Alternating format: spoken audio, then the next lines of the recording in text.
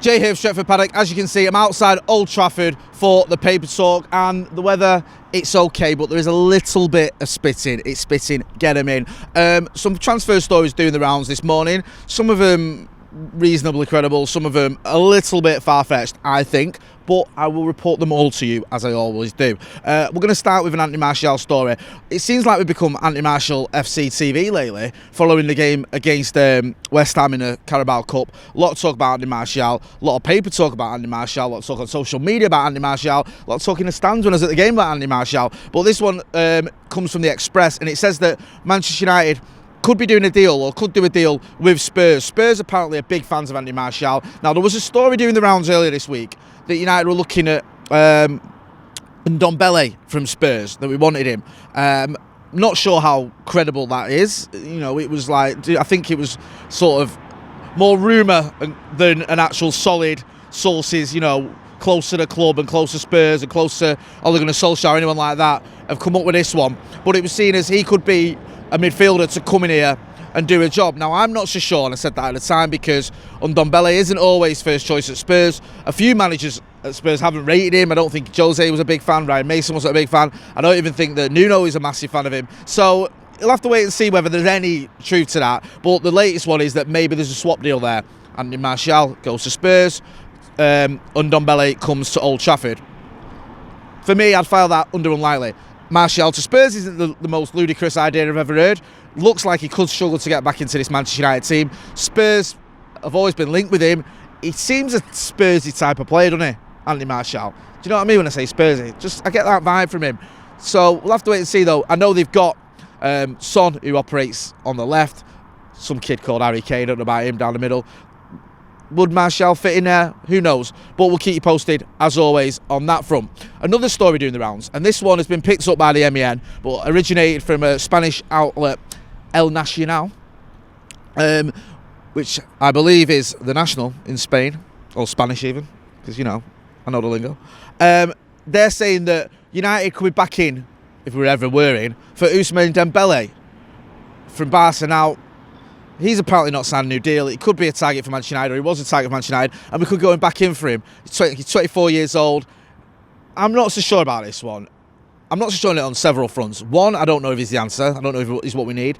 He's had a bit of an up and down time of it at the new camp, hasn't he? Since he moved over from Germany, and I think he's had injury problems, cost a lot of money. It's still, for me, the jury's still out on him whether he's a very top-tier player. Some may disagree and think, what are you talking about? Of course he's a top-tier player, he's mint. But, I don't know, there's a few question marks there for me. Also, we have a lot of players in a similar or identical position. If you look at our attacking options, we've got Cristiano Ronaldo. Now, okay, he's 36 until he's 37, so he's not going to be around forever. But then you've also got Jadon Sancho, you've got Marcus Rashford, we've still got Anthony Martial, regardless of whether you rate him or not, we've still got him. You've got Mason Greenwood. Then, just below that, you've got the likes of Anthony Elanga, who could come in and feature over the next couple of years. So these are all players that can operate in a similar or identical position to Ousmane Dembele.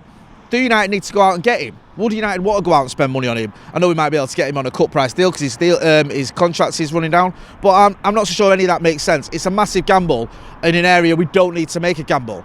So I'm going to put that one as doubtful, but as always, we'll keep you posted to see what happens with it and if there is any fire to that smoke, shall we say. And it kind of leads on to my next story, because the ESPN have done a story, a report regarding Declan Rice and how United's interest in Declan Rice has cooled.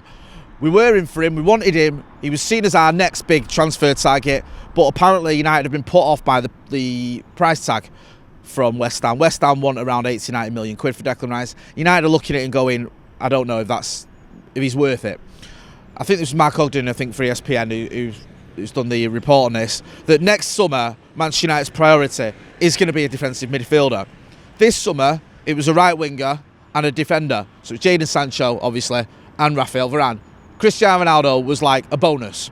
He became available, we got him, and apparently it didn't come out of the transfer budget. It's one of those deals that it feels like Cristiano Ronaldo is almost paid for himself with all the excitement, marketing, whatever you want to talk about, the value, whatever he brings to the club.